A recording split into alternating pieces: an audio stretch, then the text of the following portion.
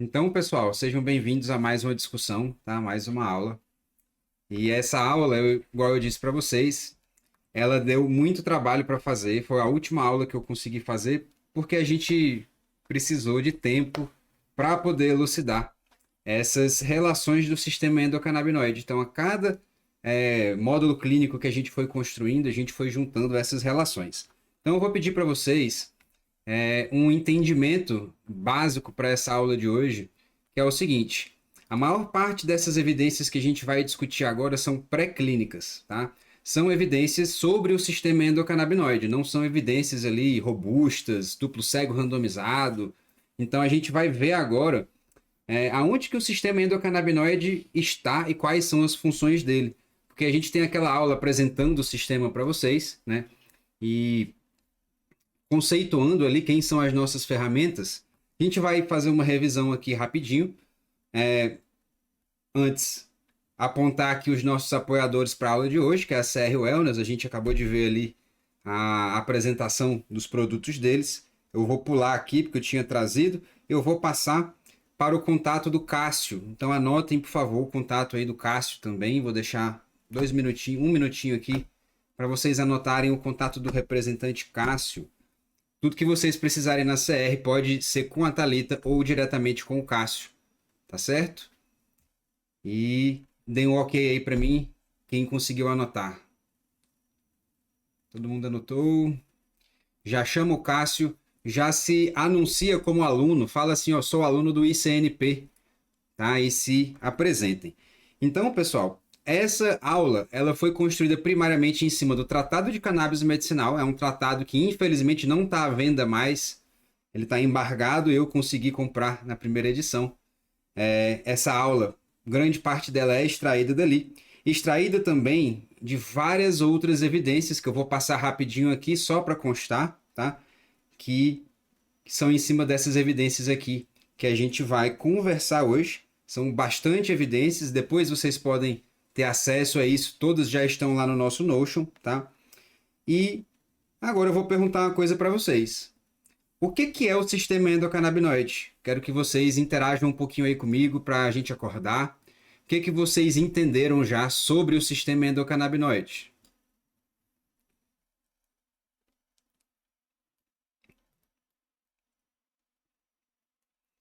É a nossa maconha endógena, né? Tá aqui fácil, não tem muito mistério aqui, né? Mas eu quero que vocês me digam o que é o sistema endocannabinoide?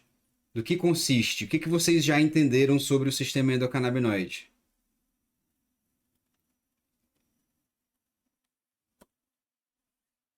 Essa é uma pergunta que pode deixar todo mundo voando assim, inicialmente, né? A gente está falando de um sistema, a gente está aqui batendo na tecla sobre esse sistema, mas o que eu preciso que vocês se lembrem, tá? Esse é um sistema fisiológico, tá? Que é composto dos endocannabinoides, os seus receptores, a Ana Paula mencionou legal aqui, tá? A gente vai adicionar um pouquinho a isso. A Lília diz, são receptores difusos por todo o organismo que atuam na homeostase. Legal. Então, os conceitos vocês entenderam bem. É um sistema de homeostase e que responde a estímulos. E quando eu tenho um estímulo, a gente consegue ter essa resposta de adaptação, tá? Então, lembrando que esses endocannabinoides, eles agem quase que primariamente como neurotransmissores retrógrados. Eles vêm aqui do neurônio pós-sináptico em direção ao neurônio de cima, tá? Para equilibrar essas respostas. Então, no sistema nervoso central, na parte dos neurônios, é assim que o sistema endocannabinoide se comunica, tá? E lembrando que ele é como se fosse um porteiro gentil aqui, ó, que impede o fluxo neuronal de ficar descontrolado. Então eu chamo carinhosamente aqui de disjuntor, ou então interruptor, igual a gente tem aqui, ó, né, um exemplo bem claro. Então se lembrem que o sistema endocannabinoide é um sistema de equilíbrio, é um sistema que trabalha para voltar o nosso corpo para a homeostase através de transmissão retrógrada, principalmente. E eles têm os seus constituintes, que a gente já mencionou aqui, que são os receptores canabinoides. Os receptores foram descobertos pela Eileen Howlett, tá? Essa professora aí que a gente ela ainda está viva, ela ainda está publicando muitos artigos, né? Ela é super ativa ainda na ciência. E ela, através de uma técnica específica, né, chamada binding, ela conseguiu identificar ali aonde estão os receptores canabinoides, identificar que eles existem, e isso, obviamente, levou à descoberta dos endocannabinoides. Porque se eu tenho o receptor, eu tenho um endocannabinoide, eu devo ter, então, uma molécula endógena que se liga dentro desse receptor. E aí o Vincenzo de Marzo ele conseguiu melhorar essa relação, né, terminar de explicar isso, e também ele conseguiu mapear a síntese e degradação dos endocannabinoides. Então o sistema endocannabinoide, pessoal, são os receptores, os endocannabinoides e o sistema de síntese e degradação dos endocannabinoides, que vocês têm uma aula do ciclo básico só para falar sobre isso, tá? Só para lembrar então que nós temos a anandamida. A anandamida ela tem uma ação um pouquinho parecida com o THC, e eu vou fechar aqui o chat para eu não me atrapalhar. A anandamida ela tem uma ação parecida com o THC e ela é um agonista parcial fraco desses receptores. Isso é super importante, tá? O THC é um agonista parcial um pouquinho mais forte, né? Ele tem uma afinidade ao receptor CB1 um pouco maior do que o próprio anandamida.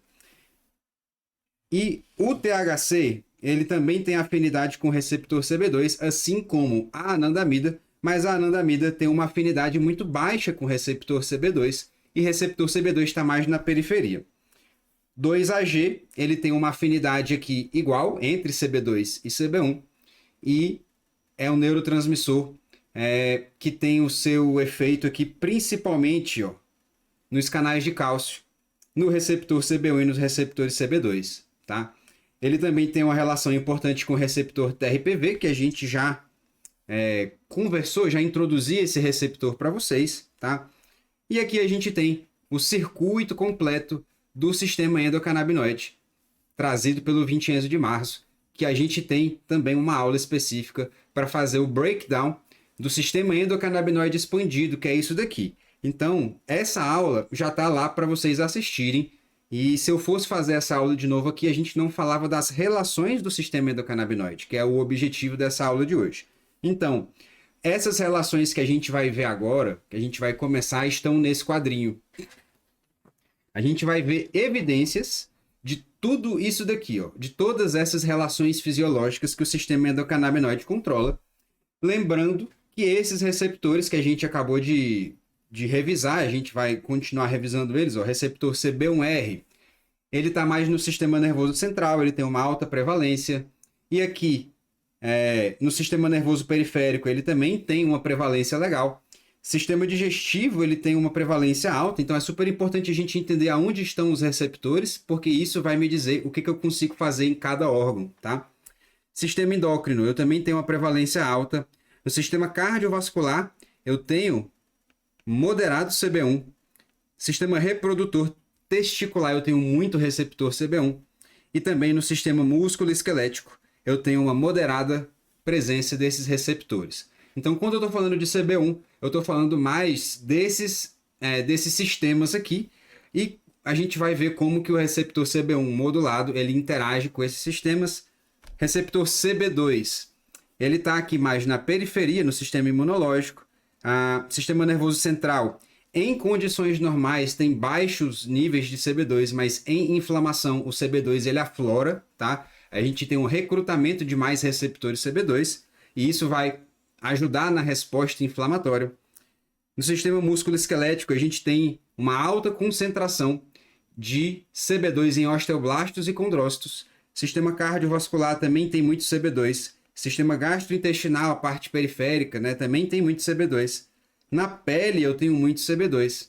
No sistema respiratório também eu tenho CB2. E no gênito urinário a gente tem receptores CB2. Então esses quadrinhos depois leiam ele com calma para a gente não perder tempo lendo o slide aqui, tá? E aqui os outros receptores que a gente também já viu, e a gente sabe que eles são ali um mix de receptores entre periféricos e receptores centrais. No caso do PPAR, que é um receptor nuclear, e os TRPVs e o GPR55, que está sendo apelidado de CB3, lembra que eu disse isso, tá? São receptores periféricos, tá? Periféricos. E essa comunicação entre a via central e a via periférica a gente consegue fazer através desses receptores, né? E eu já conceituei esses receptores para vocês, então eu vou pular aqui essa parte para não ficar prolixo, tá? O que a gente vai entender agora? A gente vai ver isso na prática, em algumas funcionalidades diferentes. Então apertem os cintos, porque essa aula de hoje ela é super densa, tá? Agora a gente vai ver a influência do sistema endocannabinoide, tá? Na neuroplasticidade e na neurogênese. Olha só. O sistema endocannabinoide exerce um papel fundamental na modulação da plasticidade sináptica, a capacidade que o cérebro possui de ajustar a força e a eficácia das conexões entre os neurônios. Isso ocorre principalmente por meio da ativação dos receptores CB1. Então, o CB1 ele é super importante para a plasticidade sináptica, que regula a transmissão sináptica de curto e longo prazo, que é LTD e LTP, tá? São potenciais de longo prazo. E também influencia um processo de neurogênese em regiões específicas como o hipocampo, que é o local de assimilação da memória, tá? Na neurogênese, modulação celular. Além de atuar também na plasticidade sináptica, a ativação dos receptores CB1 e CB2 está envolvida na regulação das vias intracelulares fundamentais para a diferenciação, tá? E proliferação e sobrevivência neuronal. Entre essas vias, a gente tem aqui as vias do mTOR, a gente tem a via do MAPK e do CREB, que são duas vias super importantes associadas à expressão de genes, né, neuroplasticidade e aumento de BDNF, o fator neurotrófico ali derivado do cérebro, tá? E estimula a neurogênese e reforça, então, a atividade do próprio sistema endocannabinoide. Eu tenho como mexer nessas duas vias aqui, essas duas vias importantes, e resultar em BDNF, ou então suprimir o BDNF, porque igual eu disse para vocês, o sistema endocannabinoide é uma via de mão dupla. Eu tenho que equilibrar. Aqui a gente tem um artigo que descreve a sinalização endocannabinoide e como que essa sinalização interfere com o BDNF e as outras moléculas de adesão nas vias do MAPK e do AKT, né? E promovem alterações de citoesqueleto necessárias para a migração de novos dendritos. Então, é a sinalização endocannabinoide que controla efetivamente a neuroplasticidade através da regulação cerebrovascular do cérebro. Então, a gente não está aqui falando só de neurogênese, neuroplasticidade. Nós temos a modulação dessa vasorregulação mediada por receptores canabinoides, CB1 em células musculares lisas e endoteliais.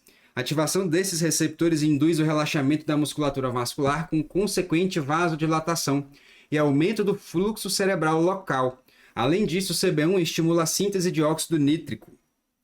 Então, agonismo CB1 estimula a síntese de óxido nítrico pelas células endoteliais e amplifica a resposta vasodilatadora. Então, THC, especificamente, porque vai falar mais com o CB1, ele tem essa função, ele pode ter essa função de aumentar ali o influxo cerebral, tá?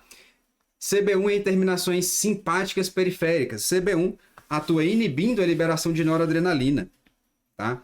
Neurotransmissor vasoconstritor, reforçando o efeito de relaxamento vascular por meio da ativação da modulação autonômica. Então, nós temos na periferia o THC agindo aqui, né, como esse vasorregulador. No TRPV, tá? Receptor TRPV, a ativação desse canal possui efeitos duplos e promove vasodilatação via liberação do peptídeo GCRP, o Calcitonin Gene Related Peptide, nas células endoteliais, mas também pode induzir vasoconstrição direta em células da musculatura lisa, dependendo do contexto local e da distribuição tecidual. Por isso que a gente fala, né, de aplicações tópicas de canabinoides, a gente também fala aplicações sistêmicas pela via oral.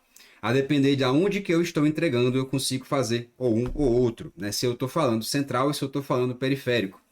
E o CB2, durante insultos inflamatórios, isso daqui é muito importante, porque quando eu tenho um insulto inflamatório, eu tenho um recrutamento de mais receptores CB2. Embora com expressão restrita em condições fisiológicas, os receptores CB2 se tornam mais abundantes em contextos inflamatórios e atuam protegendo o tecido vascular, reduzindo a resposta inflamatória. E esse recrutamento de leucócitos que traz uma disfunção endotelial. E aqui a gente consegue ver, um estudo bem legal do Alexandre Kripa, um grande psiquiatra brasileiro, tá? Que eu tive o prazer de conhecer faz uns 3 anos. Esse estudo conduzido pelo Kripa investigou os efeitos do CBD sobre o fluxo sanguíneo cerebral regional em voluntários saudáveis, utilizando imagens de SPECT. E após a administração oral de 400 mg de CBD, os pacientes apresentaram redução significativa da ansiedade subjetiva e o aumento da sedação mental em comparação com o placebo. É uma dose alta, né? Olha só. É uma dose altinha para uma dose única inicial. Vocês concordam comigo, tá? A neuroimagem revelou que o CBD reduziu a atividade em regiões associadas ao processamento da ansiedade. Olha só que legal. Como a amígdala e o hipocampo. Esse estudo é maravilhoso. Esse estudo é uma delícia de ler, tá? E também no hipotálamo no córtex cingulado posterior, enquanto aumentou a atividade no giro parahipocampal esquerdo, a área frequentemente associada a emoções e memórias emocionais. Então a gente tem uma dissociação do DNM, tá?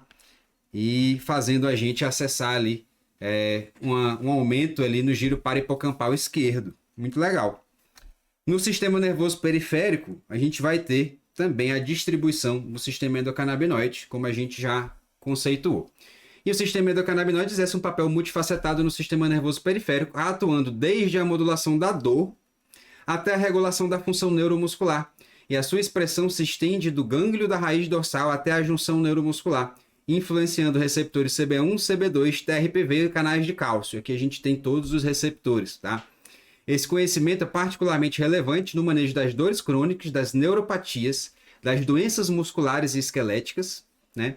E em estados inflamatórios periféricos, como ali artrites, artroses e doenças autoimunes, tá? Abrindo campos para terapias mais seguras e eficazes com melhor tolerabilidade. Tanto a dor inflamatória nociceptiva quanto a neuropática são modulados pelos receptores CB1, CB2, TRPV, e o CB1 atua nos nervos periféricos e regiões centrais, como o tálamo, a área periaquedutal, enquanto o CB2 é periférico, ele está lá nas células imunológicas. E essas situações de dano tecidual também fazem o CBD aumentar, e também nos neurônios aferentes, tá? Nós temos um pouquinho mais de receptores CB2, e ambos colaboram para reduzir a excitabilidade de nossos receptores primários. Então a gente reduz a informação nos tratos ascendentes, tá? Isso é muito legal para o nosso cérebro não entender a dor. Se para de subir a informação, o meu cérebro não vai precisar modular essa dor, tá? No sistema músculo-esquelético, vamos ver o papel e aonde que o sistema endocannabinoide está presente.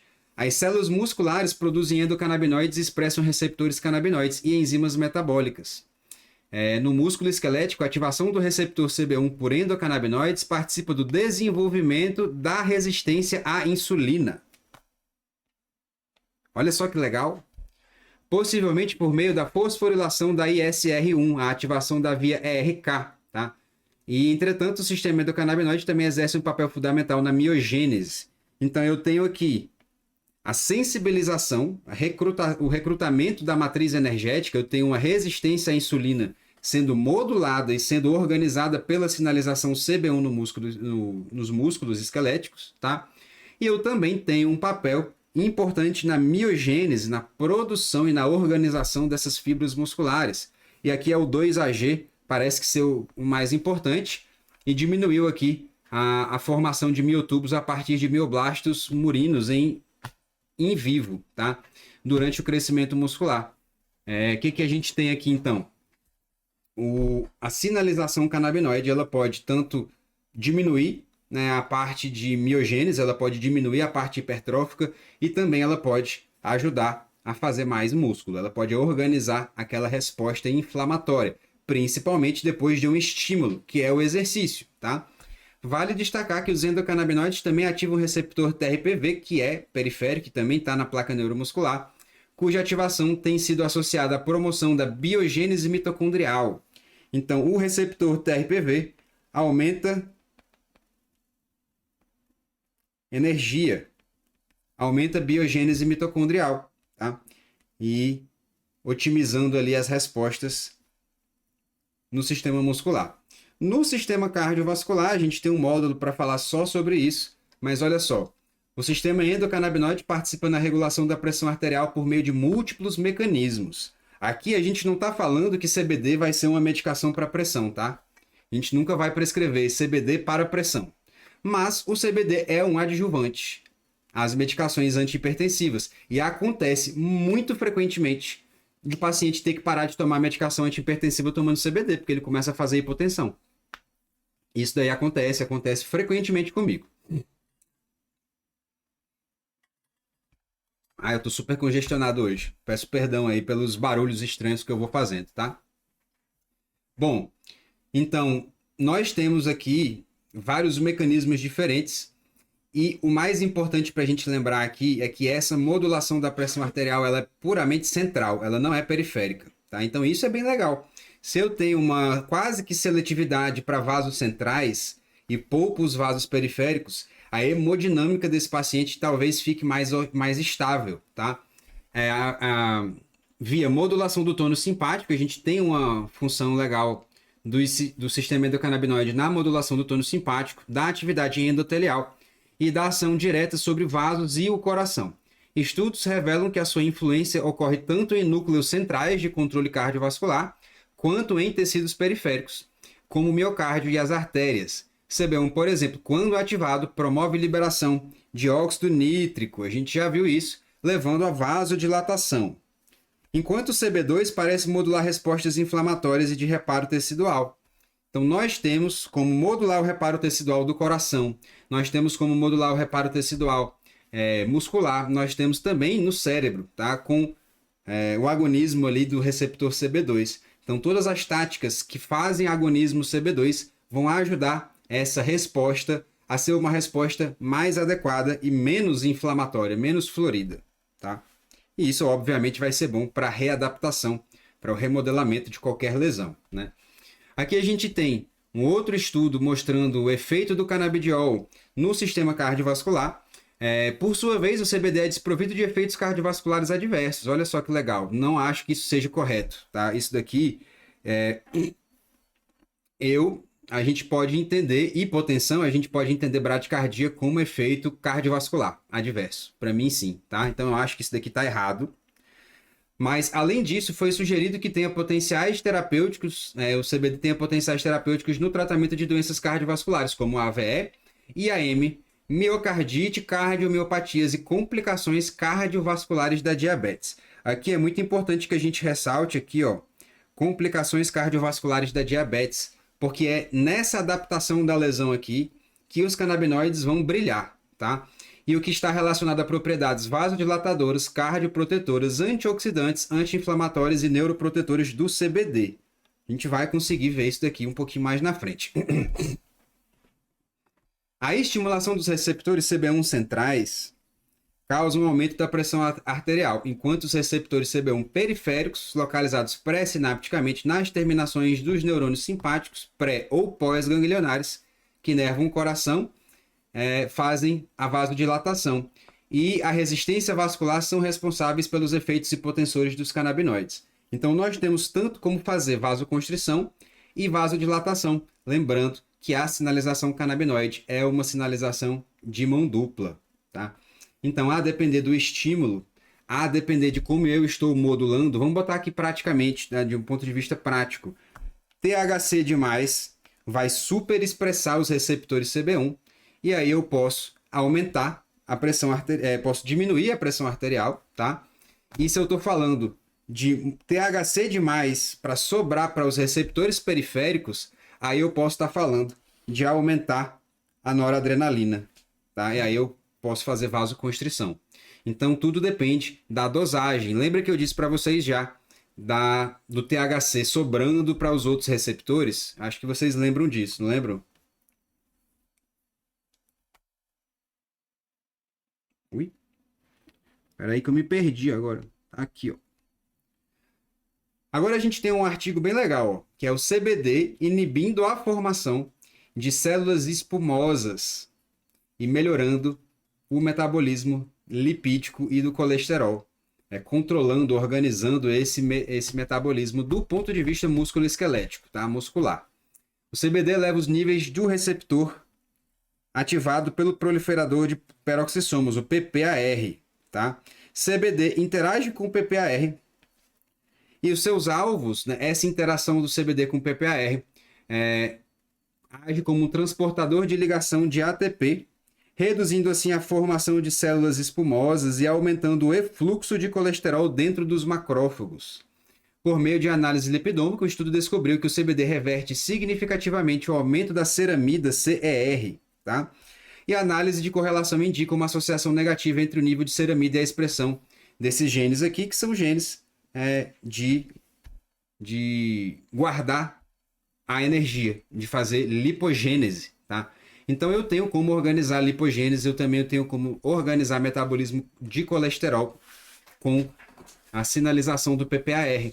Então, ao sinalizar, ao fazer esse agonismo, a gente consegue ou inibir, ou se eu estou fazendo um antagonismo desse receptor, eu vou conseguir agir também pela outra via, tá? Então, nós conseguimos regular aqui, ó, essa função daqui é super importante para a gente lembrar, tá? Por quê? Porque através dessa regulação das células espumosas, a gente consegue inferir que o CBD, ele tem um potencial de melhorar o colesterol, tá? Ele tem potencial de melhorar o colesterol dos nossos pacientes. Isso é muito legal. Isso daqui é pré-clínico, tá, pessoal? Isso daqui é pré-clínico. Mas isso daqui é uma evidência super importante. Só para lembrar vocês que a maior parte dessas evidências hoje são pré-clínicas, tá? Aqui a gente tem, né, um outro estudo mostrando que o CBD promove a proliferação de cardiomiócitos neonatais in vitro, tá? Estudo pré-clínico, obviamente. A gente precisa de muita ciência ainda para dizer que CBD aumenta a proliferação de cardiomiócitos em humanos, mas se acontece pré-clínico, se acontece nos nossos parentes, né? Provavelmente isso acontece com a gente porque o sistema endocannabinoide é o mesmo. Então aqui a gente viu o CBD induzindo a proliferação de cardiomiócitos através da sinalização MIR, tá?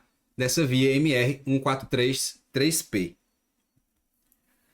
Em primeiro lugar, para determinar o potencial efeito do CBD na proliferação de cardiomiócitos, tratamos cardiomiócitos neonatais de camundongos com diferentes concentrações de CBD e EDU como indicador de replicação de DNA e fosfoestona H3, tá? Como indicador de mitose, e foram empregados também para observar o efeito do CBD na atividade proliferativa de cardiomiócitos. Os resultados mostram que 1 micrograma de CBD aumentou significativamente o número de cardiomiócitos EDU e fosfoestona positivos em comparação com o grupo controle. Então, obviamente, a gente está falando aqui de um estudo bem novo, né, de 2024, mostrando esse potencial cardioprotetor do CBD, que é bem interessante. Obviamente, a gente precisa de mais evidência. Cannabidiol inibe múltiplos canais iônicos aqui no ventrículo nos cardiomiócitos ventriculares de coelhos, tá? Desculpa aí a tradução. Coletivamente, nossos resultados sugerem que a administração de CBD para portadores de canalopatias congênitas de sódio, potássio ou cálcio, ou sua coadministração com outras drogas conhecidas, pode afetar a eletrofisiologia cardíaca e deve ser cauteloso, né? Esse uso concomitante. Além disso, a inibição combinada das correntes de sódio e cálcio pelo CBD pode contrabalancear os efeitos inotrópicos positivos de alguns medicamentos para insuficiência cardíaca e pode impedir o seu uso em conjunto com drogas antiarrítmicas, porque CBD tem função antiarrítmica. Olha aqui, olha que legal. CBD tem função antiarrítmica também. THC a gente sabe que é outra coisa. THC é pró-arrítmico. O CBD é o contrário. Então, pela interação aqui dos receptores com os canais, o antagonismo dos canais de sódio e o antagonismo principalmente dos canais de cálcio, nós temos esse efeito aí antiarrítmico do CBD sendo visualizado. Aplicações terapêuticas dos canabinoides para a cardiomiopatia e insuficiência cardíaca. O artigo também destaca que o CBD influencia diversos mecanismos moleculares, como a modulação do estresse oxidativo e nitrosativo, o controle da inflamação e a promoção da vasodilatação, o que pode explicar sua eficácia em modelos experimentais de cardiomiopatias e insuficiência cardíaca. CBD demonstrou ter potentes efeitos antioxidantes protegendo as células da hipóxia. Olha só que legal. Aí eu vou fazer uma pergunta para vocês, pessoal. O Forxiga, tá? O Forxiga, que é um antidiabético, ele foi incluído, né, na diretriz, eu acho que até revisaram isso e não está mais, mas teve uma época que o Forxiga estava incluso no protocolo de insuficiência cardíaca, sendo um antidiabético, porque ele melhora a sobrevida dos diabéticos no contexto cardiovascular. Por que o CBD não pegou a mesma carona, né? Eu posso dizer que CBD melhora remodelamento cardíaco. Eu tenho evidências pré-clínicas que me mostram isso. E eu deveria ter tido um investimento para poder, né, ter essa informação aí um pouquinho mais robusta, né, para talvez a gente considerar o CBD como uma excelente opção nesses processos de adaptações cardíacas, protegendo as células da hipóxia e da isquemia e processos inflamatórios. No sistema cardiovascular, pode ajudar a modular o relaxamento vascular, a contração do miocárdio, sendo uma terapia promissora para condições crônicas como a insuficiência cardíaca, com poucos efeitos adversos cardiovasculares, principalmente, ou poucas contraindicações. Então, nós temos esse efeito bem teórico, tá, pessoal? Teórico, pré-clínico. Mas é muito interessante que a gente saiba que o CBD consiga fazer isso também. Bom, aqui a gente tem um desenho bem legal. Eu sempre gosto de trazer os desenhos dos estudos para vocês. E esse é um desenho que a gente consegue ver, ó, que a gente tem uma redução da área de fibrose, a gente tem um melhor remodelamento cardíaco por causa do aumento aqui da vasodilatação. Então, é interessante eu falar que CBD ajuda no pós-infarto. Eu posso dizer que CBD ajuda no pós-infarto. Vocês têm uma aula sobre o sistema cardiovascular, depois assistam ela direitinho, que a gente fala todas essas evidências. Mas, pela redução do estresse oxidativo, tá? Nós temos toda a cascata aqui, ó, de células imunológicas que vão culminar na redução da fibrose, numa melhor cicatriz, numa função miocárdica mais preservada. E são evidências bem numerosas. Vocês estão percebendo que para cardiovascular a gente tem até um número de evidências pré-clínicas bem legais? E olha só essa daqui. Um estudo investigou os efeitos do CBD na disfunção cardíaca, no estresse oxidativo, na fibrose e na morte celular em um modelo de cardiomiopatia diabética. Os resultados mostram que o CBD atenuou significativamente a disfunção cardíaca e reduziu o estresse oxidativo e nitrosativo no coração de camundongos com diabetes. Observou-se uma diminuição na ativação de vias inflamatórias NF-κB, MAPX, né? Bem como a redução da apoptose mediada pelas capsases. Então, eu tenho uma melhor adaptação ao estresse oxidativo e uma diminuição daquele processo de excitotoxicidade, tá? Além disso, o CBD melhorou a função mitocondrial e reduziu a fibrose cardíaca, ao atenuar a deposição de colágeno e a expressão de genes profibróticos. Então, eu melhoro o remodelamento cardíaco, eu melhoro a funcionalidade do miocárdio, tá? Nós temos evidências que me deixam apontados nessa direção, de que o meu paciente que está sofrendo um pós-infarto, por que não começar um CBD adjuvante para ele? O meu paciente diabético que tem cardiomiopatia, por que não começar um CBD para ele? Tá? Eu tenho evidência que suporta essa prescrição. É off-label? É. Tudo que a gente vai fazer é off-label, tá? Deixa eu dizer para vocês. Todas as nossas prescrições vão ser off-label, com exceção da epilepsia, tá? E no sistema endócrino? Cadê o sistema endocannabinoide no sistema endócrino? É um dos mais legais também, ó. Efeitos dos canabinoides no sistema endócrino. O artigo analisa profundamente os efeitos dos canabinoides naturais, sintéticos e endocannabinoides sobre o sistema endócrino. Os canabinoides exercem sua ação principalmente através dos receptores CB1 e CB2. Os receptores CB1 estão no sistema nervoso central e tecidos periféricos, como o tecido adiposo, glândulas endócrinas. Os CB2 são encontrados em células do sistema imune. O sistema endocannabinoide é composto por esses receptores, seus ligantes e a anandamida 2-AG e as enzimas associadas. Então vamos lá. Na hipófise, os canabinoides influenciam diretamente a secreção hormonal, inibem a liberação de prolactina, GH e TSH. Então, eu inibo prolactina, inibo GH e inibo TSH, regulando também o eixo hipotálamo, hipófise adrenal. No sistema reprodutor, os canabinoides afetam tanto órgãos como ovários, testículos e placenta. Quanto à produção hormonal, estrogênios, testosterona e LH, os canabinoides podem interferir na esteroidogênese, tá? Podendo impactar fertilidade, libido e ovulação. Isso daqui, geralmente a gente está falando, tá, de exposição pré-natal e também de usuários crônicos de abuso, tá? Esse potencial aqui é muito maior em usuários crônicos. A gente pode ter azospermia, a gente pode ter alteração de implantação em usuários crônicos, tá? E aqui a gente tem como que a sinalização CB1. Quem é que faz a sinalização CB1 mesmo? THC, THCV, que a gente viu hoje, a Thalita mencionou o THCV hoje, que é diferente do THC, tá? Então, receptor CB1 regula a homeostase energética ativadas por macrófagos nos adipócitos.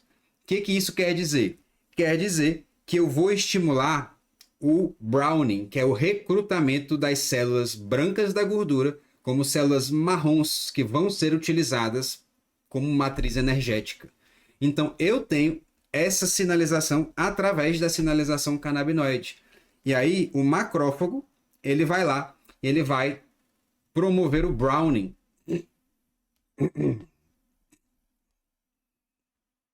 Olha só que legal. Esse estudo investigou o papel específico do receptor CB1 em adipócitos na regulação do metabolismo energético, utilizando camundongos geneticamente modificados com deleção induzível de CB1. Então, são camundongos que knockout para CB1. Eles não têm o receptor CB1, tá? Apenas em células adiposas. Então, knockout CB1 em células adiposas. Os resultados mostraram que a ausência de CB1 em adipócitos protegeu os animais contra a obesidade induzida por dieta. Pode comer, que não engorda. Quem conhece alguém assim? Que come e não engorda? Por quê? Porque é a sinalização canabinoide dele que faz ele responder desse jeito no seu metabolismo. Olha só que legal. Essa aula é muito bacana. Eu fico super empolgado quando eu vou falar dessas coisas, porque a gente abre cada gaveta... A gente abre as gavetas e vê o sistema endocannabinoide funcionando nas pessoas. Então, o que a gente tem aqui quando a gente tirou o receptor CB1 desses ratos? Eles foram protegidos da obesidade induzida por dieta. Então, reduziu-se a adiposidade total, melhorou a sensibilidade à insulina, aumentou o gasto energético e promoveu a remodelação celular do tecido adiposo com a indução de Browning. Então, quando eu não tenho CB1 ou quando eu faço um antagonismo do receptor CB1, eu faço isso daqui, ó, que é, então, o que a gente está imaginando para emagrecimento. É aqui o potencial mais legal dos canabinoides no emagrecimento. Quando eu tenho algo que faz, então, inibição do CB1, eu tenho bastante funções a colher, principalmente ali a redução da adiposidade e a melhora da sensibilidade à insulina, tá? E a perda do CB1 nas células adiposas desencadeia uma reprogramação metabólica precoce e funcionalmente significativa. Os ratos, eles não tinham nenhum problema de manter ali a sua temperatura corporal e também não tiveram problema de apetite, tá? Que é algo super importante nos dias de hoje, principalmente quando a gente está falando de controladores de apetite que acabam com o seu apetite e com o seu pâncreas também, né? Alguns, né? Não todos, tem uns mais moderninhos que são legais. Bom, esse aqui também é muito legal, CB1, né? O receptor CB1 e o controle da liberação de insulina através da adesão focal de uma proteína quinase. Esse estudo investigou como a ativação dos receptores CB1R nas células beta-pancreáticas regula a secreção de insulina por meio de vias moleculares específicas. Olha só que legal. A gente está vendo o CB1 modular a resposta de insulina nas células beta-pancreáticas. A gente está vendo, tá? Tem micrografia eletrônica. E isso acontece principalmente via a quinase de adesão focal, a FAQ. E usando células INS1E, modelo ali de células beta-pancreáticas e ilhotas pancreáticas de camundongos, os autores demonstraram que os endocannabinoides anandamida 2-AG, bem como os seus agonistas sintéticos, estimulam a liberação de insulina. Então eu não só estimulo a liberação, mas eu também melhoro a sensibilidade no tecido, não é? Igual a gente mencionou.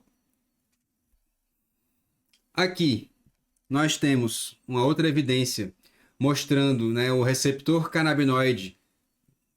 Eu acredito a inibição de CB1 e o que acontece quando eu faço isso nas nossas mitocôndrias. Então o que a gente vai ter? A inibição de CB1 mexe com a termogênese, mexe com as mitocôndrias e promove a begificação, que é o browning, tá? É o recrutamento ali das células brancas para as células marrons que vão virar energia. O bloqueio farmacológico do receptor CB1 promove oxidação de ácidos graxos, aumento da biogênese mitocondrial, elevação da expressão de óxido nítrico sintase endotelial e a conversão de adipócitos brancos em células bege, um fenótipo termogênico semelhante aos adipócitos marrons, que vão virar energia, que são mais fáceis de serem recrutados, tá? Essas células apresentam alta densidade mitocondrial, ativação de AMPK cíclico e expressão aumentada de UCP1, que é uma proteína desacopladora, tá? Favorecendo o gasto energético. Então, vocês estão vendo que eu falei de agonismo CB1. Aqui a gente está falando de antagonismo CB1. A gente tem essa via de mão dupla mesmo, tá? E o que acontece quando eu posso mexer em uma via e o que acontece quando eu posso mexer na outra via. Aqui a gente já viu, esse slide está duplicado. Aqui a gente tem um outro artigo mostrando o CB1 na regulação de comportamento alimentar, tá? E isso daqui é super importante porque a gente está falando de leptina,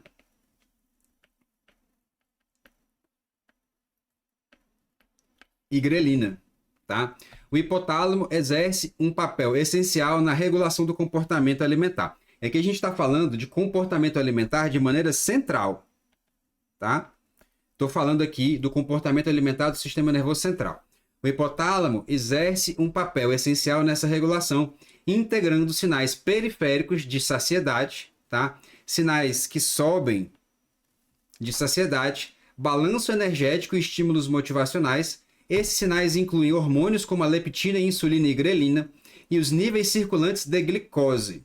A partir dessas informações, o núcleo hipotalâmico regula a produção de neuropeptídeos orexígenos, que pode ou aumentar ou inibir a grelina e a leptina. Então eu tenho uma contrarregulação hipotalâmica, tá? Central, através desse eixo leptina, grelina e insulina. Isso vai me dar vários controles diferentes. Isso vai me dar um interruptor em relação ao apetite. E aí a gente sabe, através disso daqui, ó, deixa eu botar aqui para vocês, que, por exemplo, o que estimula a minha grelina, como o THC...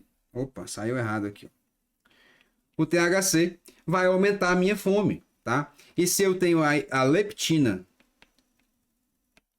suprimida, eu também vou aumentar a minha fome. Eu posso desequilibrar essa balança daqui. Agora, o THCV, por exemplo, que é a tetrahidrocannabivarina, que é ali o antagonista de receptor CB1, ela pode equilibrar isso, tá?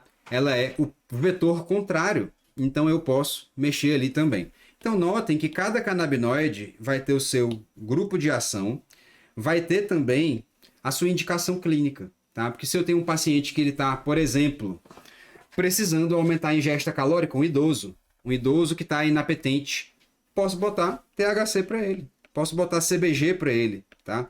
Que ele vai ter fome.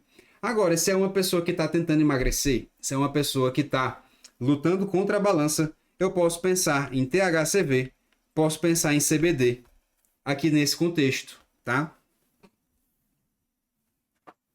Lembrando aqui, só para a gente conceituar, que o THC e o apetite ele tem esse efeito bifásico. Aqui, quando eu dou uma dose baixa de THC, eu posso estimular o apetite.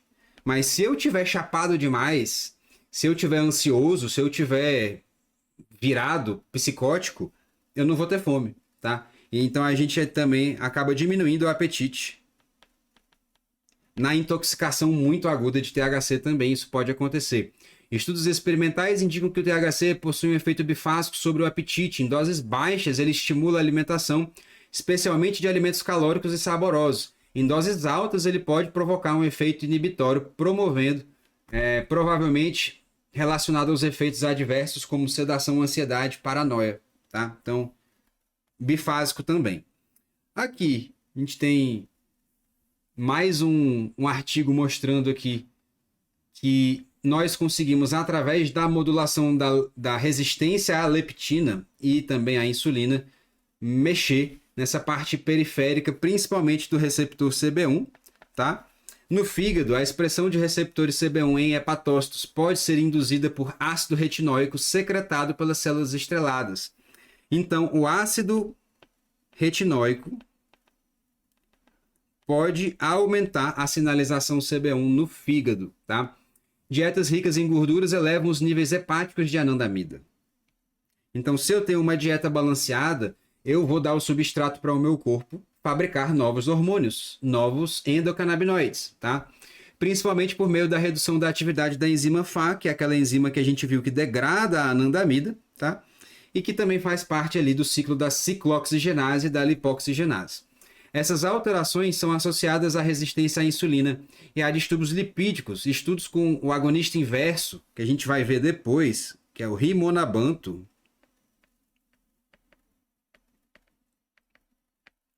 demonstraram que os seus efeitos benéficos no metabolismo da glicose e lipídio dependem da atuação hepática dos receptores CB1. Então, depois a gente vai discutir desse rimonabanto, porque ele é um vilão aí, um malucão, né? Mas o que a gente entendeu com ele, né? É uma medicação que foi descontinuada até, que através da diferenciação hepatócita ali, né, dos receptores CB1, a gente tem a atuação nesse metabolismo e a diferenciação de algumas células, de algumas matrizes, principalmente promovendo anti-inflamação. E anti-inflamação significa controle de cicatriz, significa também controle de deposição de matriz, quando a gente está falando aqui de obesidade, a gente está falando de tecido adiposo, tá?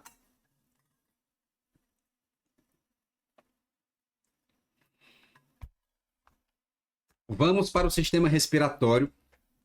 Vamos ver aonde que está o sistema endocannabinoide no sistema respiratório. A presença do SEC no tecido pulmonar ele é bem amplo e tem os dois receptores, CB1 e CB2.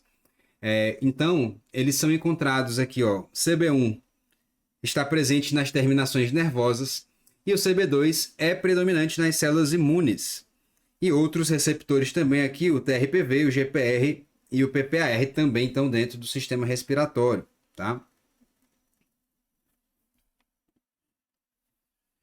Função imunológica e inflamatória dos canabinoides. CB2 modula a inflamação em tecidos periféricos, incluindo pulmões e vias aéreas, sugerindo ação terapêutica em doenças inflamatórias como DPLC e asma, tá?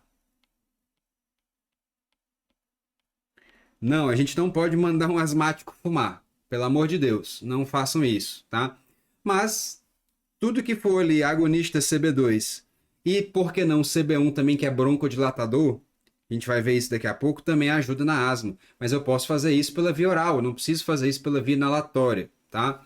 Estudos apontam expressão diferencial de componentes do SEC em pessoas com asma e DPLC, e talvez nós tenhamos aí uma ausência ou uma incapacidade da sinalização correta anti-inflamatória nesses tecidos. Então, muito provavelmente a gente tem um componente autorregulatório, a ausência desse componente regulatório nessas condições patológicas da asma e da DPLC, por exemplo, tá? Receptor TRPV é um receptor que a gente está ali associado à coceira, à tosse também, tá? E aí, O TRPV modula a tosse e a inflamação. O receptor TRPV1 participa da resposta inflamatória e da regulação da tosse. Embora o THC, CBD e a anandamida possa ativar, a sensibilidade desses receptores varia conforme o estado patológico, como na asma, por exemplo, que a gente tem ali um aumento nesses receptores, tá? Cannabis fumada e os seus efeitos pulmonares. A gente sabe que maconha faz mal, não é para fumar, né? A gente não pode deixar ninguém manter esse hábito. E apesar da sua absorção rápida por via pulmonar, o uso fumado pode provocar irritação, bronquite e enfisema, especialmente com uso crônico. Então, né, não muda, é fumo, é fuligem, é dano pulmonar. A via vaporizada, que a gente vai discutir num futuro próximo, quem sabe a partir de amanhã, porque a Anvisa tem até amanhã para poder lançar a regulamentação, então amanhã também vai ser um dia ansiogênico para a gente, tá? A gente tem que esperar aí, amanhã vai ter uma capotada do mercado, viu? Só dando um parênteses para vocês, tá? A via vaporizada reduz a exposição a subprodutos da combustão e reduz o dano térmico. A gente já tem evidência disso daqui lá no nosso Notion. Foi as últimas evidências que eu botei porque eu estou construindo uma cartilha sobre vaporização para Ambicam e para Anvisa. A gente está trabalhando em conjunto com a Anvisa e com a Ambicam para ver se a gente consegue ajudar a trazer luz nesse tema tão importante. Olha só que legal. A Anvisa proíbe a fabricação, importação, comercialização, distribuição, armazenamento, transporte, propaganda de dispositivos eletrônicos para fumar, como cigarros eletrônicos e vaporizadores, através dessa RDC de 2024. Então, vape, que é esse vape dali, ó, que parece uma canetinha como essa daqui, proibido, tá? 100% proibido. Não pode passar nem perto e nem isso não deveria existir. E esse produto daqui, ó, ele precisa de uma energia elétrica super alta para trocar esse óleo para uma fase de vapor. Mas isso ainda carrega micropartículas de óleo quente que vão fritar a sua via aérea, tá? Então isso daqui não é redução de danos. Isso daqui é mais dano do que fumar. Se o meu paciente vem fazendo esse tipo de vaporizador, eu peço ele gentilmente que volte a fumar, tá? O único cenário que eu vou pedir para o meu paciente voltar a fumar na vida é esse, tá? Não me entendam errado, nem tirem isso de contexto, por favor. Sistema imunológico. Vamos ver aqui o sistema endocannabinoide e o sistema imunológico. A gente já sabe que o sistema imunológico é quem? É receptor CB2, né? Então, o receptor CB2 é amplamente expresso pelas células imunes, como macrófagos, linfócitos e mastócitos. Sua ativação reduz a produção de citocinas inflamatórias, interleucina 6, TNF-alfa, que são os grandes maestros da inflamação tecidual periférica, tá? E também inibe a migração celular. O SEC tem um papel imunomodulador, promovendo um equilíbrio entre a resposta protetora e prevenção da autoimunidade. O CBD, CBG, THC são especialmente eficazes na redução da inflamação crônica e em condições autoimunes como artrite reumatoide e lúpus. A distribuição dos receptores canabinoides no sistema imunológico é bem ampla, tá? E, obviamente, a gente está falando mais de receptor CB2, que estão aonde? Estão nos macrófagos, nas células dendríticas, nos linfócitos B e T, nos mastócitos, nas células killer, né? Nas células de apresentação de antígeno. E o CB1 ele também está lá, mas ele é bem menos relevante, tá? Embora também importante aqui para a parte de comunicação entre central e periférico. Nós temos a comunicação. Uma coisa que eu gosto de dizer legal para vocês é que o receptor CB2 periférico, ele conversa, ele sinaliza para o receptor CB2 central. Receptor CB1 periférico sinaliza e comunica com o receptor CB1 central, tá? Então nós temos um jeito de comunicar central e periferia central, que são essa presença de receptores nesses sentidos, né? nesses tecidos, na verdade, tanto periférico como central. Aqui, esse artigo, é aquele artigo famosão do Vincenzo de Marzo, que a gente já cansou de ver ele aqui, tá? Vocês vão cansar de ver ele também, porque esse artigo é um dos mais importantes. Esse artigo mostra o sistema endocannabinoide nas desordens neurológicas. A gente já, né, esmiuçou ele aqui de quase todos os jeitos possíveis, a gente vai fazer isso sempre que possível Mas olha só que legal. Principalmente aqui, ó, mostrando a relação entre esses outros receptores que a gente nem está falando tanto ultimamente, PPAR, TRPV, o CB2, né? Nessa regulação. Só para lembrar vocês, ó aqui, ó. Eita, peraí, deixa eu botar uma cor mais vívida. O receptor CB1 no interneurônio GABAérgico, ele faz o quê? Ele pode promover aqui um estresse oxidativo. Só que quando eu tenho a inibição, eu tenho eu preciso fazer a inibição aqui para que eu consiga dar uma sinalização de remodelação interessante. E quando eu tenho o receptor CB2 guiando aqui, ó, esse recrutamento, essa parte de anti-inflamação que acontece aqui, eu tenho reparo neuronal, eu tenho, igual a gente viu no comecinho da aula, um aumento da permeabilidade vascular para nutrir os neurônios, e isso vai entregar nutrientes, isso vai entregar aqui, ó, comandos para recrutamento da camada basal, diminuindo cicatriz e promovendo neuroadaptação, tá?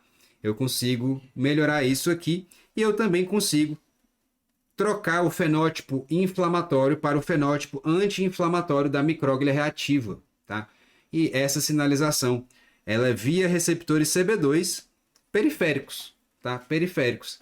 E tudo que eu puder fazer que fale muito bem com o receptor CB2 e com o receptor PPAR vai ser bem-vindo para a gente estimular aqui, ó, esse fenótipo anti-inflamatório. Aqui a gente tem um outro artigo que mostra, deixa eu aumentar aqui para conseguir ler, ó, a sinalização endocannabinoide na periferia, 50 anos após a descoberta do THC. A resposta adaptativa é altamente sensível à atuação dos canabinoides, que podem influenciar desde a secreção de anticorpos pelos linfócitos até a ativação e diferenciação de linfócitos T helper e citotóxicos, impactando diretamente a produção de citocinas inflamatórias. Isso daqui também falando no tecido periférico, tá? No tecido imunológico, e mediando essa resposta inflamatória, que pode, né, ser, vamos dizer assim, o fator de equilíbrio para uma doença autoimune. Pode ser um fator de equilíbrio para uma desordem inflamatória, né, exógena, por exemplo, como uma osteomielite, por exemplo, tá?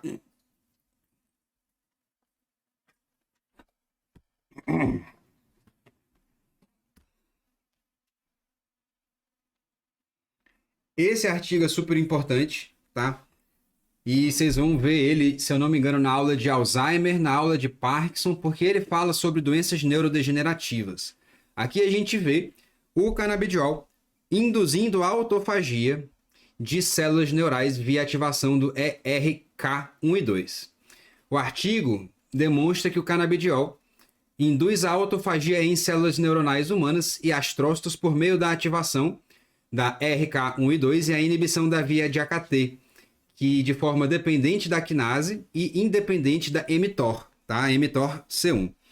A ativação da autofagia foi observada, né, por aumento da proteína anômala e a presença de autofagossomos, sendo bloqueada por antagonistas de receptor. Então, quando eu bloqueio CB1 e CB2, eu paro de fazer a autofagia dessas proteínas anômalas. Olha que legal! Indicando que esses receptores são fundamentais no processo. E os achados apontam para um mecanismo não canônico de autofagia induzida por CBD e que pode ter implicações terapêuticas relevantes para doenças neurodegenerativas. E a gente não... Vocês nas aulas de Alzheimer e Parkinson, vocês vão ver que não tem só essa evidência sobre isso. A gente já viu CBD melhorando fosforilação ali de proteína tal, de proteína beta-amiloide e de alfa-sinucleína, tá? Melhorando fagocitose dessas células. No sistema hematológico, né, vamos ver o papel do sistema endocannabinoide aqui. O sangue, por ser um tecido fluido e onipresente, compartilha o sistema endocannabinoide. A característica de interagir com todos os demais sistemas corporais. Os elementos do SEC com os receptores CB1 e CB2 Os endocannabinoides, 2-AG e anandamida, além das enzimas relacionadas, foram identificadas em células hematológicas e estruturas envolvidas na hemostasia. Então, pessoal, todas as minhas células têm sistema endocannabinoide. Eu acho que já deu para exemplificar isso, não já? É muito legal que a gente veja isso. E eu estou jogando um caminhão de evidências pré-clínicas para vocês, para ilustrar isso, tá? Porque senão fica muito impalpável. Eu falo de um sistema que ele pode ser mágico, ele pode ser entendido como um sistema mágico. Deixa eu travar a minha câmera, que ela já começou a mexer de novo. Só que não é um sistema mágico, é um sistema difundido ao longo do meu corpo inteiro, né? Bom, interações do SEC com hemácias e a eritropoese. Hemácias são células anucleadas e, portanto, possuem mecanismos de sinalização distintos. Estudos demonstram que o THC estabiliza a membrana eritrocitária, prevenindo a lise em ambientes adversos. Muito legal.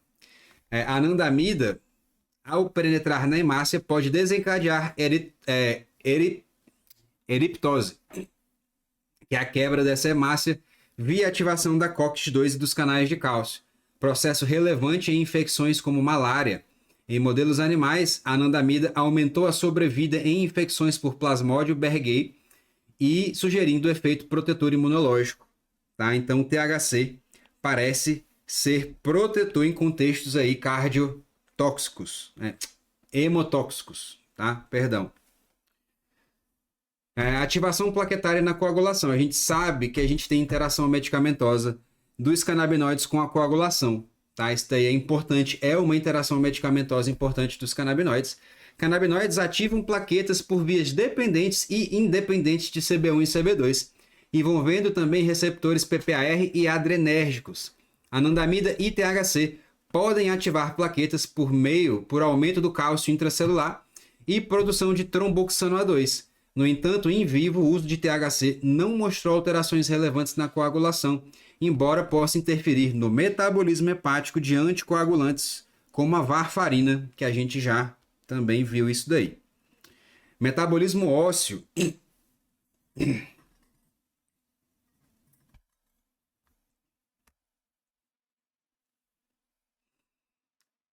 Aqui também é parte daquele artigo de 50 anos após o THC. Remodelação óssea e endocannabinoides. O esqueleto é um tecido dinâmico em constante remodelação, coordenada pela atividade dos osteoclastos. Como a gente já viu naquele caso clínico, né? A gente consegue interagir com osteoclastos e osteoblastos também. E o osteoblasto, né? O sistema endocannabinoide participa ativamente desse equilíbrio de produção de matriz óssea, sendo os endocannabinoides produzidos localmente por células ósseas em concentrações semelhantes às encontradas no cérebro. Receptores canabinoides nas células ósseas. Ativação de CB2 em pré-osteoblastos estimula a proliferação e diferenciação, aumentando a atividade da fosfatase alcalina e mineralização da matriz óssea. A gente conseguiu ver isso naquele caso clínico, não viu? É muito legal que a gente consiga trazer e costurar isso. Já em osteoclastos, os efeitos do CB2 são contextuais, podendo ser tanto inibitórios quanto estimulantes da reabsorção óssea. A expressão de CB2 nessas células é regulada, em parte, pelos canais TRPV1, que também respondem à anandamida. Então, nós temos aqui um mecanismo que a gente sabe que os canabinoides interagem, mas a gente ainda precisa entender direitinho qual que é a relação bidirecional, tanto de produção quanto de estímulo de apoptose. Mas a gente tem aqui uma imagem bem legal desse mesmo artigo, mostrando, né, que essa sinalização, tanto CB1, é muito importante nos condroclastos e no osteoclasto também, tá? Para a gente ter aí uma proliferação e uma organização dessa matriz óssea de maneira equilibrada, de maneira legal. E é muito legal que a gente tenha conseguido trazer um caso clínico sobre isso. Talvez é o único caso clínico que eu conheço sobre isso, que a gente consegue ilustrar esse mecanismo aqui, ó, de CB1 e CB2 sendo controlados, né, controlando osteoblastos, né, diferenciação aqui de osteoblastos e a deposição de matriz de cálcio. Sistema digestório, vamos lá, que está acabando. Bom, no sistema digestório, a gente tem algumas funções do sistema endocannabinoide. Apetite, a ativação do CB1 no hipotálamo e em vias vagais estimula o apetite. A expressão de CB1 é regulada pela alimentação e interage com hormônios como a colecistocinina. E aqui também a gente está falando de periferia, a gente não está falando central, tá? Então leptina e grelina aqui não entram, tá?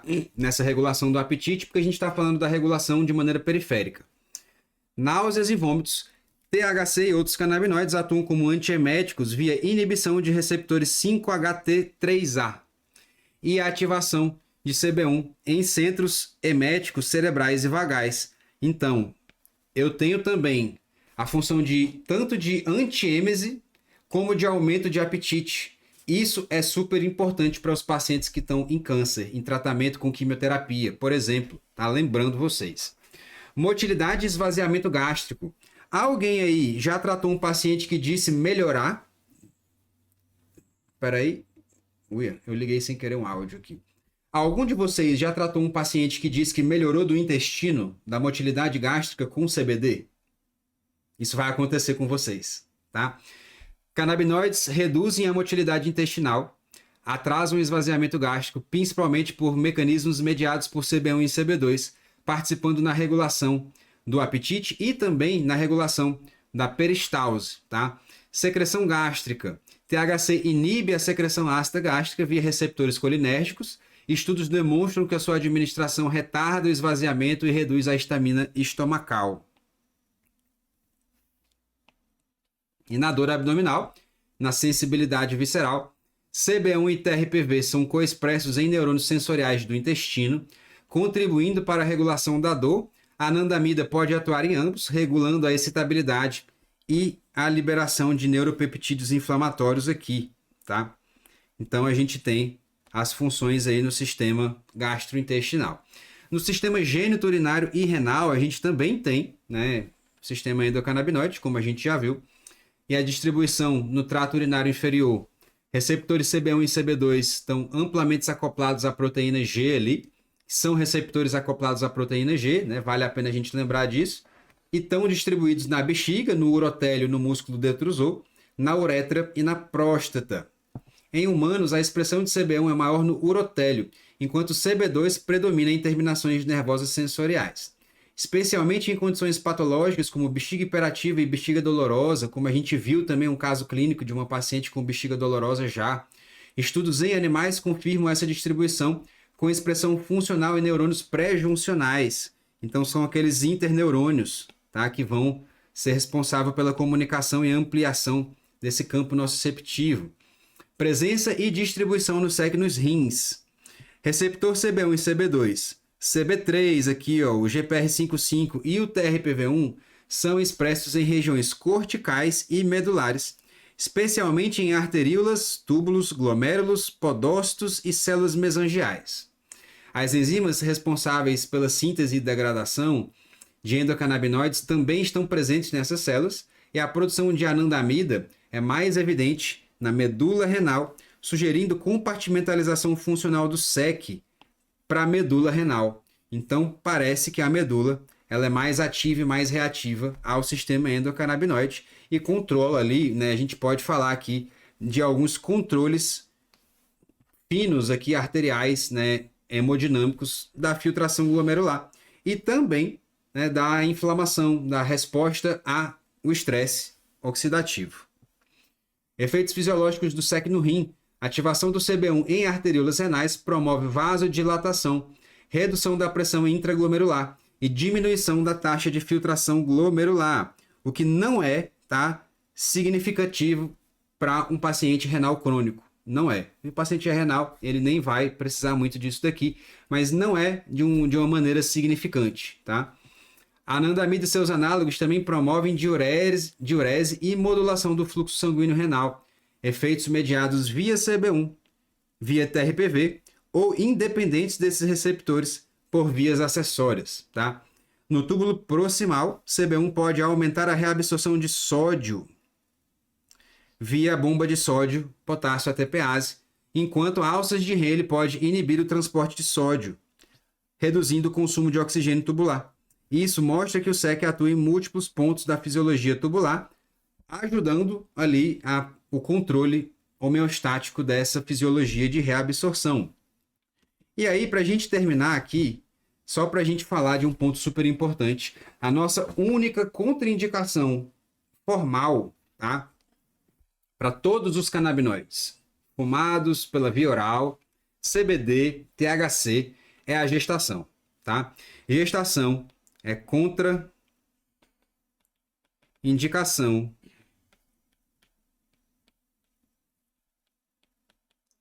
absoluta, tá certo?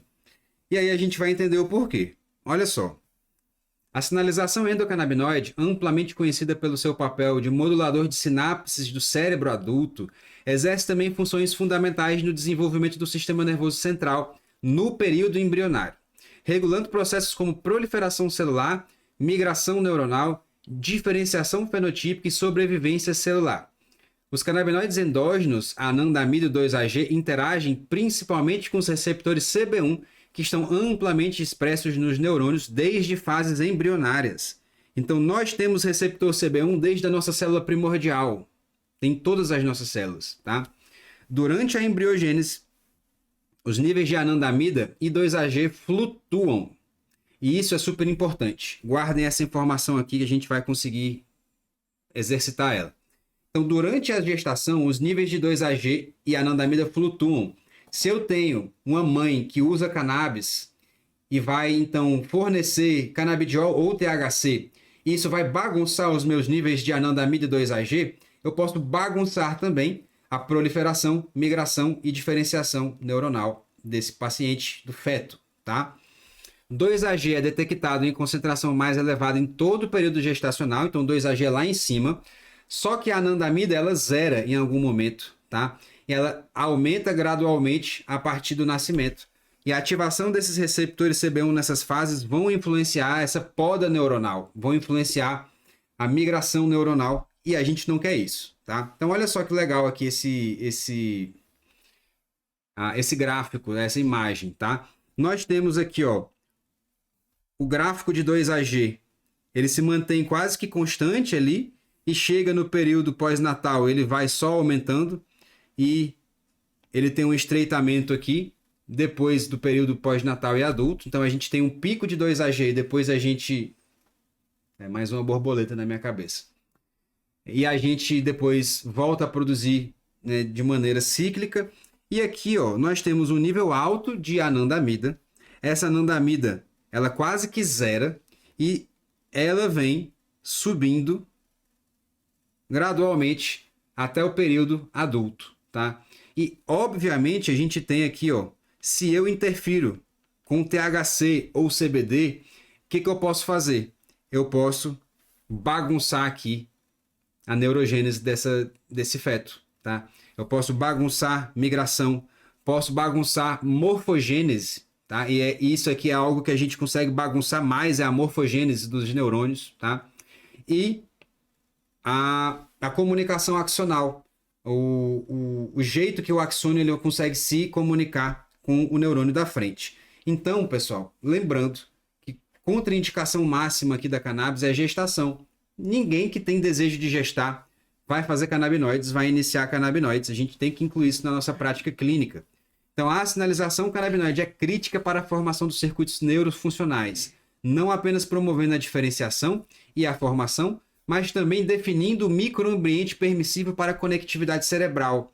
A exposição exógena a canabinoides durante o desenvolvimento fetal pode desorganizar essas redes, impactando de maneira duradoura a função cerebral e o comportamento da prole a longo prazo, tá?